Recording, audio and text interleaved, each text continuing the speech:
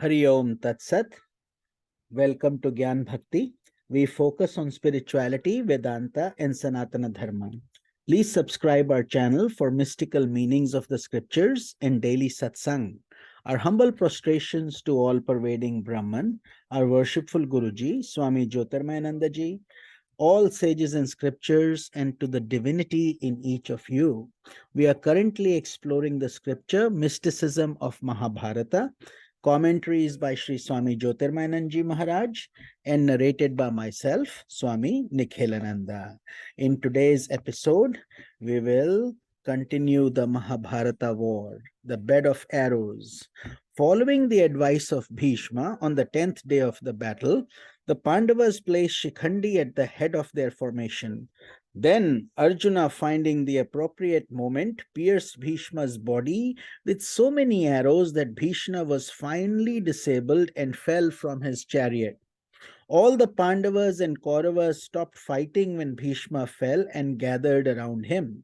When he asked for a pillow for his head, Duryodhana tried to provide him with silken pillows, but he would not accept that type of pillow anymore. He asked Arjuna to give him a pillow fit for a hero, and Arjuna shot 3 arrows to support his head. Bhishma was pleased with this and blessed him. Then Bhishma asked for water, but he would not drink from the jars of fragrant water brought before him. So Arjuna pierced the earth with an arrow that caused a spring to gush forth, allowing just a little water to trickle into the mouth of Bhishma. Again, Bhishma was pleased and blessed Arjuna.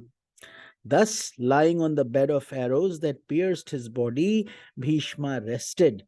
Making use of the boon of Ichha Mrityu, death by his own choice, that his father had given him, Bhishma delayed his death by his own will until a future auspicious time when the sun turned towards the north.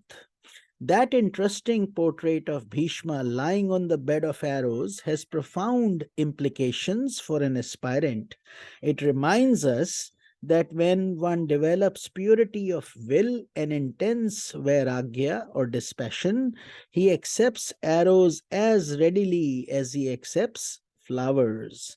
Indeed, for a person who is spiritually advanced, the world becomes nothing but arrows, and all the pleasures of the world are seen to be pain in disguise. No longer does one rest on the pillow of vanity.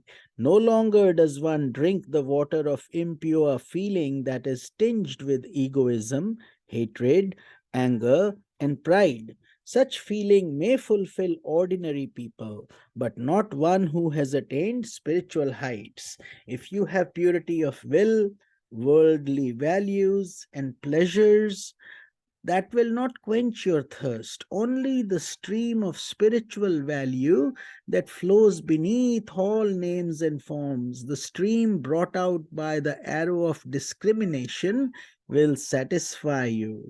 The only goal before you is the attainment of intuitional knowledge, symbolized by the turning of the sun towards the north, when you will be merged forever in Brahman, the absolute self. From another point of view, Bhishma is a powerful example of a mighty personality who is able to endure intense physical sufferings while holding his mind calm and serene. Similarly, in Christian mysticism, we see Christ suffering great physical torment on the cross. In spite of the crucifying of his body, however, his spirit remains powerful and profound. Like Christ and Bhishma, if you have profound mental advancement, physical torments will continue according to your karmas, but your mind will remain undaunted.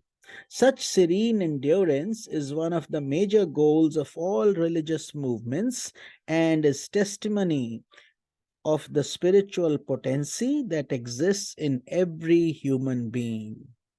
So this concludes the section of Bhishma Parva, and we will start now the Drona Parva.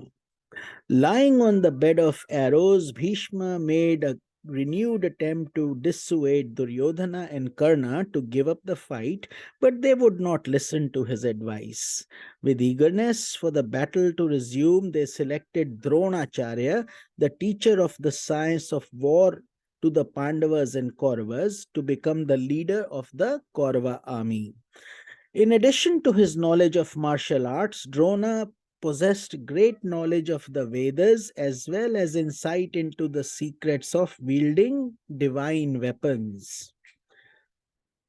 The next episode is the plan to capture Yudhishthir.